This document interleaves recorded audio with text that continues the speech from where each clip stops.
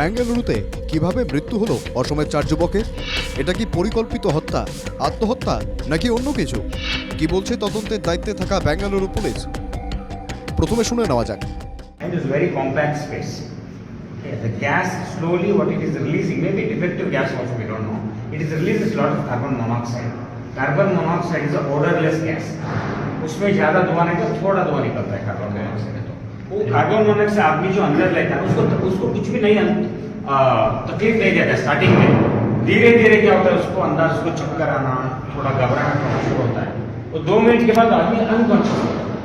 Unconscious होने के बाद क्या होता है सेम धुआं की तरह था 10 मिनट के बाद मर जाए। वो साइनाइड जैसा काम करता है। হ্যাঁ, ঠিকই শুনেছেন, রান্নার গ্যাস লিক করে মৃত্যু হয় 4 যুবকের। কার্বন মনোক্সাইডের জন্যই এই দুর্ঘটনা।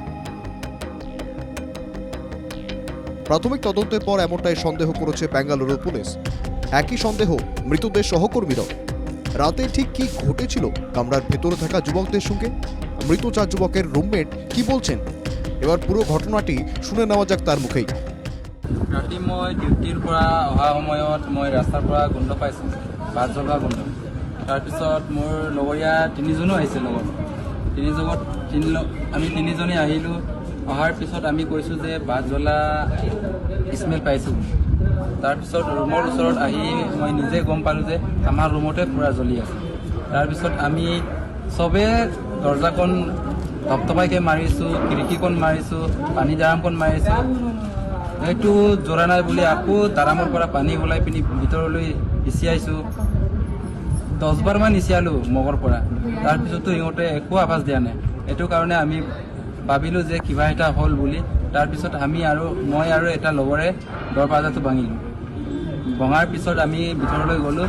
হাত দি এনেকুৱা কৈছোঁ, সেই হুট বুলি কৈছোঁ, উঠাই নাই, একো আৱাজেই দিয়া নাই। তাৰপিছত আমি লাহেকৈ চকুবিলাক চাইছোঁ। চকুবিলাক মানে কিবা মানে ছাগলী চকুৰ নিচিনা মানে কিবা হৈ আছে, ৰঙা।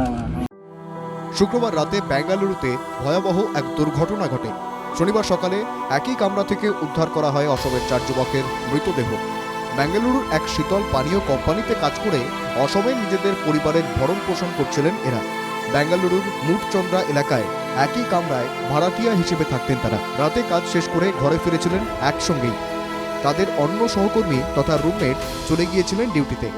সকালে ডিউটি থেকে ফিরে এসে রুমমেটদের মৃতদেহ দেখতে পান ওই যুবক।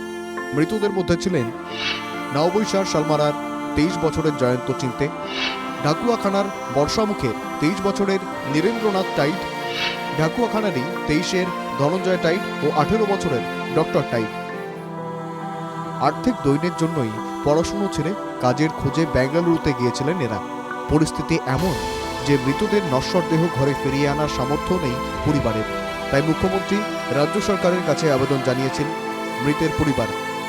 বলা বাহুল্য, তাদের হতাশ করেননি মুখ্যমন্ত্রী। উপযুক্ত তদন্তের পাশাপাশি মৃতদেহ ফিরিয়ে আনার আশ্বাস দিয়েছিলেন মুখ্যমন্ত্রী। মুখ্যমন্ত্রীর আশ্বাস অনুযায়ী রবিবার ঘরে পৌঁছয় লখিমপুরের 4 যুবকের নিথর দেহ।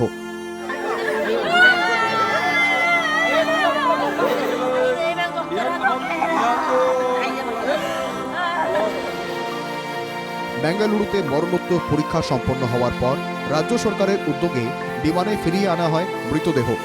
ঘরের ছেলের মৃতদেহ দেখার পর কান্নায় ভেঙে পড়েন মা বাবারা।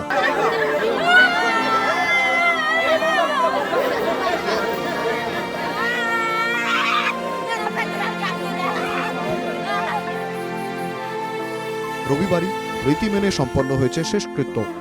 এদিকে ইতিমধ্যেই ঘটনা নিয়ে তদন্ত শুরু করেছে বেঙ্গালুরু পুলিশ। তদন্তে সহযোগিতা করছে বেঙ্গালুরুর অসম অ্যাসোসিয়েশন। এছাড়াও বেঙ্গালুরু স্থিত উত্তর পূর্বের একাধিক সংগঠনও সম্ভাব্য সব সহযোগিতার আশ্বাস দিয়েছে। বেঙ্গালুরুর এই হৃদয় বিদারক ঘটনায় গোটা রাজ্যে শোকের ছায়া। Bureau report, NK TV Bangla.